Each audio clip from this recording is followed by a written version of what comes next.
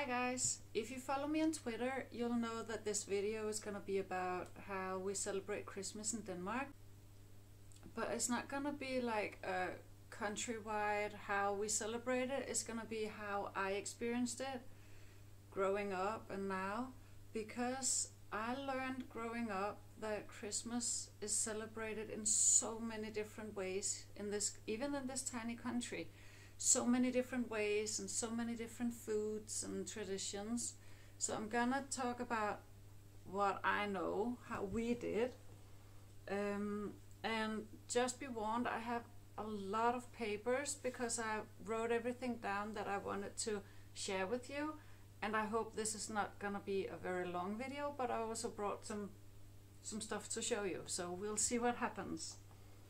First up, and this is for the entire country, we celebrate Christmas on the 24th of December, not the 25th.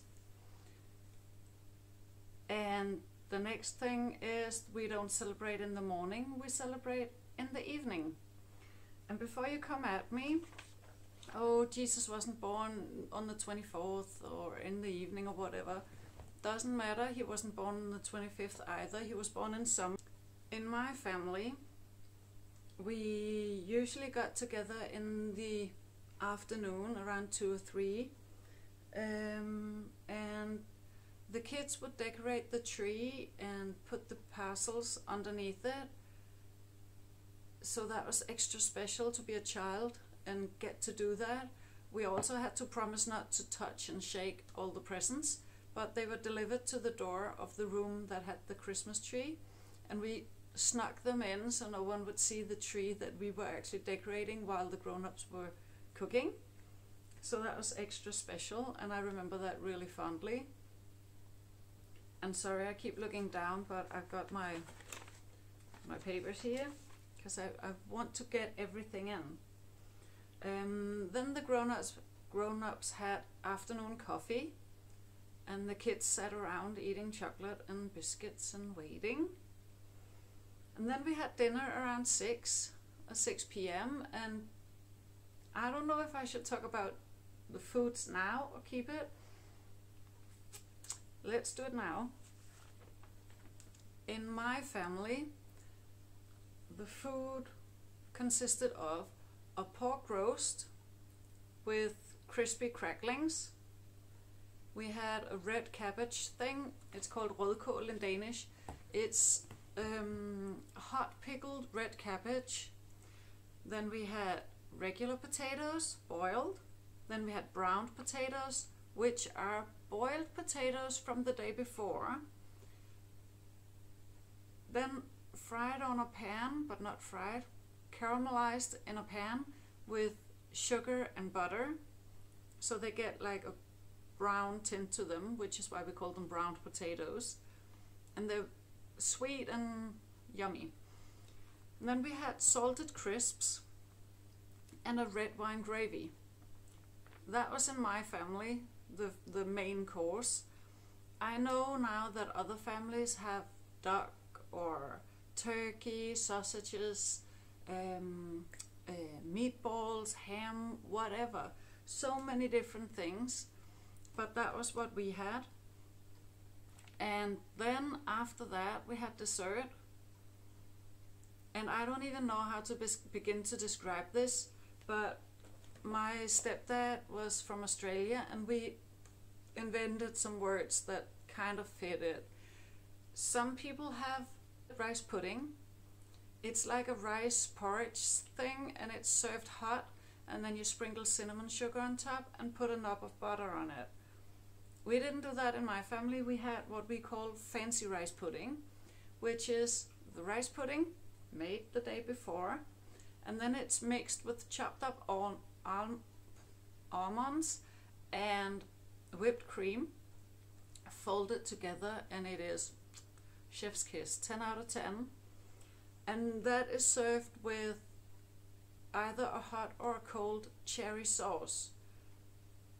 And the thing that connects the two is that they're both desserts, and they're both served in a big bowl with one whole almond mixed in. So the bowl goes around and you grab whatever you want on your plate and you eat. And when you eat it, you have to be careful not to chew on the whole almond, because if you chew it, you have no chance of winning the present. So what you do, usually, at least in my family, when you get it, you hide it in your cheek and you keep eating, and then you wait until everyone's done and like really done eating, and you start talking about who's got the almond, who's gonna get the present, oh my god, no one found it, and you look through the bowl and some people have an extra portion because you want that present. And then oftentimes it was my grandpa who got it, and he took turns, it was like, and gave it to one of the grandkids, and that was that. So you, oh I got the almond, and then you got the almond present. And I know in a lot of families it was usually like a marzipan pig about this size, and it was like that in my family too for some years. But then we changed it, and then it was a board game or a different card game or something useful instead of more food, because you're already really full on Christmas because you eat a lot. At least I did. But that has changed because I can no longer have pork, and I'm sorry to all my vegan friends, I'm still not vegan, and I don't know when I'll be, but it's not going to be this year. Now I have duck and red cabbage and root veg because I can no longer do potatoes. They upset my stomach and I don't want that hassle. So I do root veg like parsnips, parsley roots, different colors of beets and different colors of carrots. And then I still do a red wine gravy because it is yummy. And I still do the rice pudding. Well, actually, yeah, I will do both a regular rice pudding and a fancy rice pudding because we don't agree on what's yummy in this family. So I will do both. But at least I'm only doing 2 meats this year. I'm doing duck for me and roast pork for my mom. Oh, I'm actually doing 3 meats. And then I'm gonna do chicken for my daughter. But yeah, funny thing, I usually do 3 or 4 different meals on Christmas because we don't like the same foods. And that's just how it is. I like cooking, so it doesn't matter. But that's the food. So back to how it was when I was growing up. So we had the dinner around 6 p.m. And after dinner, the grown-ups wanted more coffee. Really annoying when you were a kid. And when we got to teenage years, then the kids had to do the dishes while the grown-ups did the coffee. After that, it was time to dance around the tree. So we literally link hands and walk around the Christmas tree, singing every Christmas song we could think of. We often had little booklets with the lyrics in them because no one ever remembers the lyrics, at least not in my family. I know some people can, but not in my family. And then we danced around the Christmas tree singing for probably around an hour or 2. Always ending with the one song called Nu er det jul igen, which is a song where you start around the tree, then you break the chain. One place you break the chain, and then one person starts basically running through the house, and everyone else is still holding hands and following the front runner. And you go all through the house into the different rooms, and it goes faster and faster and faster until you finally end back at the tree, panting and laughing because you're almost falling over each other. And then we sat down and breathed, panted and laughed and waited for the grown-ups to have another cup of coffee. And then we began handing out the presents. The way we did that was, in my family again, was that we started with the youngest, which was me. So I crawled under the tree and picked out a package, like say this, and I read the card out loud for everyone to hear, and I handed the present to whoever the present was for. And then everyone watched that person unwrap the present and say thank you and enjoy whatever it was.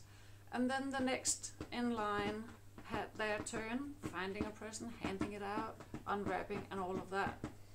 So that would easily take 3, 4, 5 hours.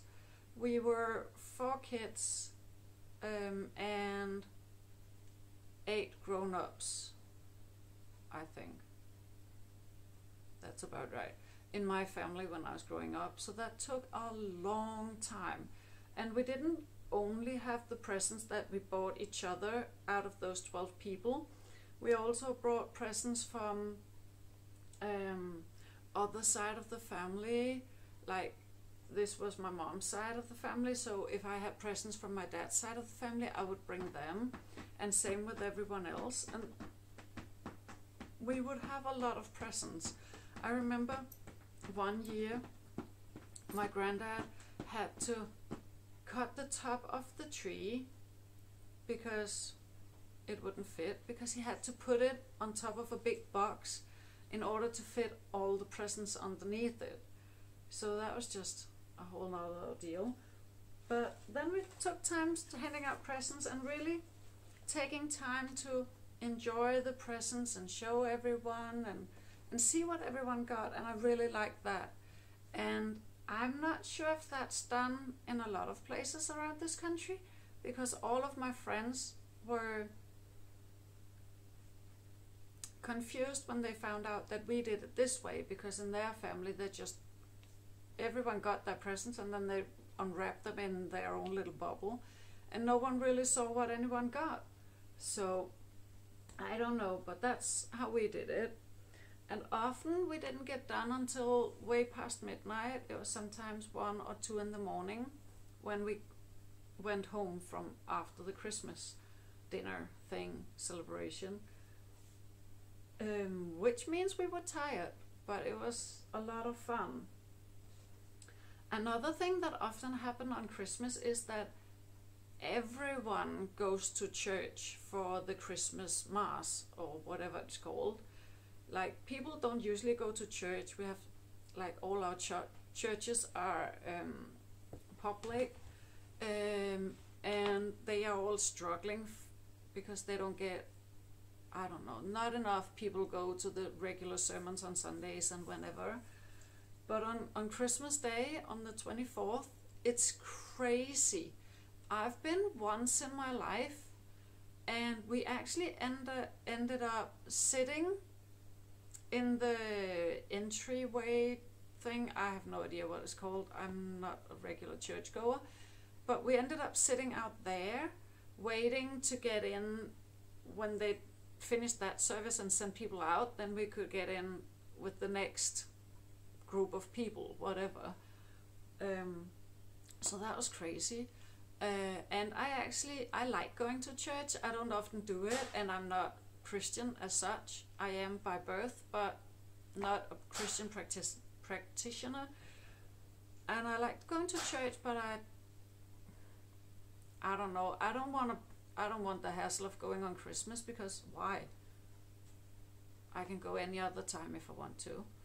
Maybe I should show you some of the things I brought out, because in some ways I'm very traditional in the way I decorate and celebrate. Like, I do the traditional foods, and I love the traditions from when I was a kid, and then updated them, and I will come back to that. But my tree is probably not traditional, because I have these on it, and usually these are used around New Year's, well, on New Year's here. But I've grown up with them on the tree, and I love that. And usually we have them on our dinner plates for Christmas as well. But this was not when I was growing up. This is as an adult, because I just like that tradition. So I use these on Christmas plates and on New Year's Eve, because I like them. They're fun, in my opinion. You see I have some smaller ones up here as well.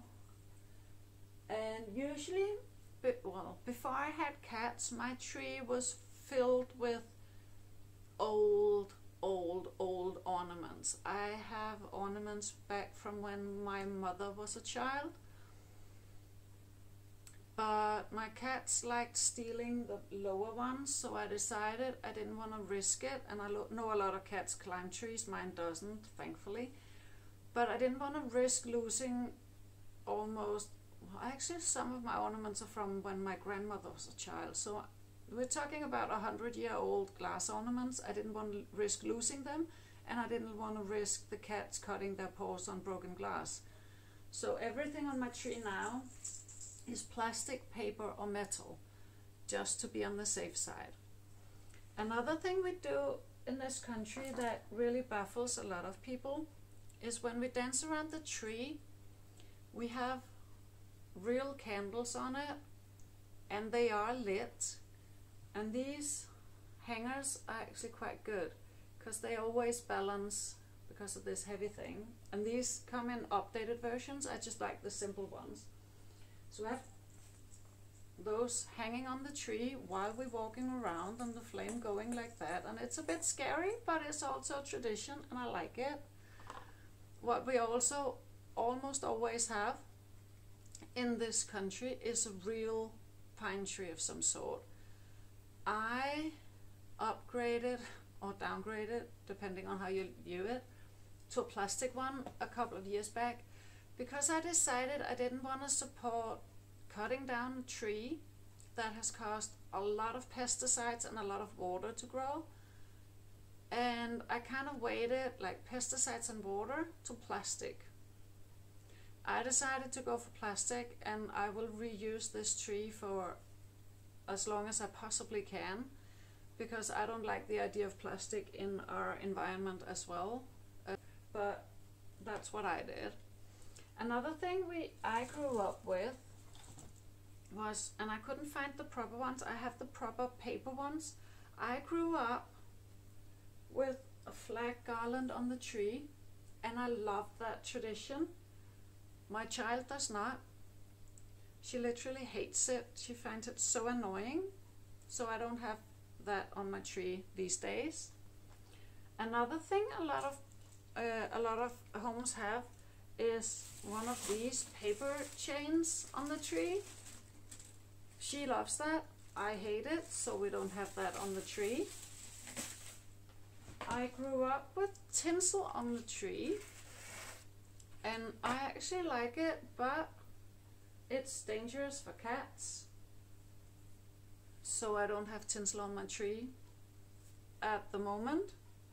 I will again if I one day don't have cats, but for the time being I'm not going to put tinsel on my tree because I don't want to risk it.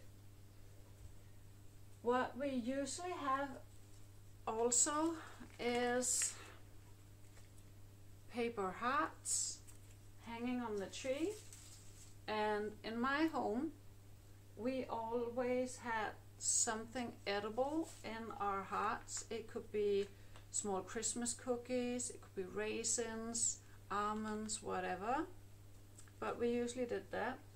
And by the way, these were not store-bought, and they never were. These were a family tradition in a lot of families, where you sit around one day and make Christmas ornaments. These kinds and these kinds as well. And these are basically folded out of paper. You can buy this kind of paper already cut and folded everywhere around Christmas, and you can just go to town with it and create stars or even hearts. Some people create baskets. I've never learned that, but all sorts of stuff you can make yourself, your own decorations. What else? Oh yeah, I always have candy canes on my tree. I don't like the flavor of them, but I like the look of them. And what else do we do? That's right, we also, a lot of people have different advent calendars. Like this one I'm sure you know this one in a lot of countries, filled with candy from this brand. You can also buy cheaper chocolate ones. I have a massive luxury one that I actually haven't opened yet. This is like gourmet wine gums from a Danish company, and they're usually very nice, so I will look into that soon.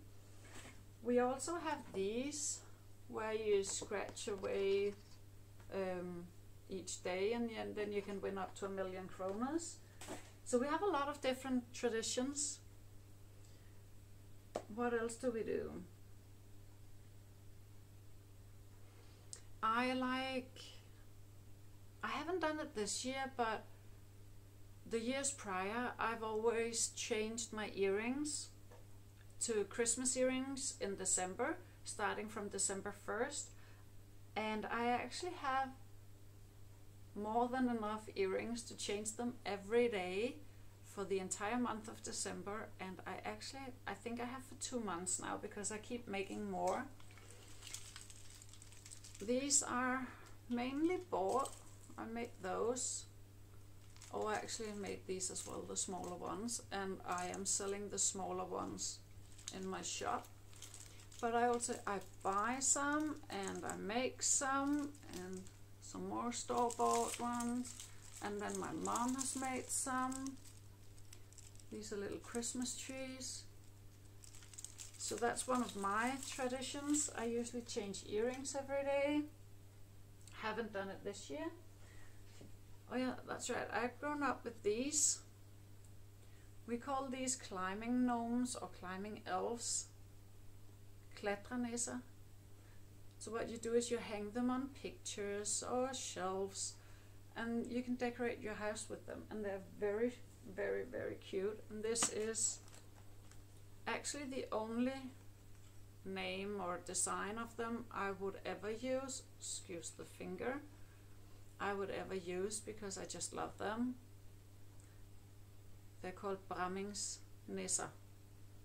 So the guy who designed these, who drew these, are called Bramming, and I just love the style of them. What else do we have?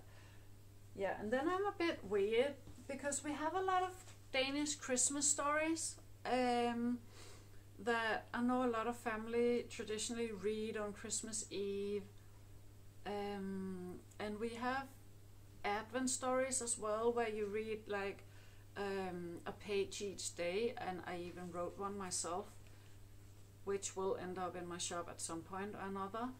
But my favorite Christmas book has always been this, The Night Before Christmas.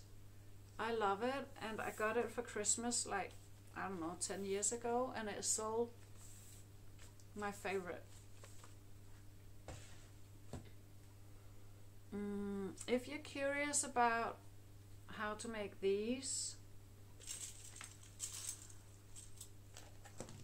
or these, you can find tutorials here on my my YouTube channel. I have no idea how to link them, but if you scroll back to the first 2 videos I ever posted, they were tutorials for how to make stars and how to make hearts. And what else do I want to say? This is what you get in the drawers of my fancy wine gum calendar. And they are usually really good flavors, but I wouldn't know this year because they made 12 new flavors. And like I said, I haven't opened a single one yet, except for what I'm doing right now. So let's see.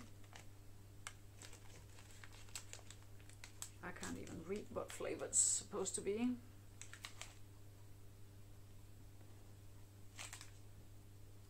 Lime coated with vanilla. I'm not a fan of vanilla, but let's see.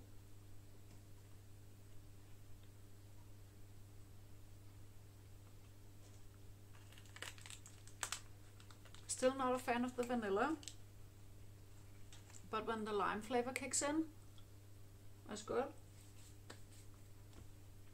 But yeah, now I'll get some editing so I can post this before our Christmas. And if you celebrate, Merry Christmas, Happy Hanukkah, joyous Kwanzaa, and that's about the only ones I know. If you don't celebrate, enjoy the break, enjoy some time either by yourself or with family, and have the most beautiful rest of the year. And I hope that you will have the most amazing 2022 that you can even imagine.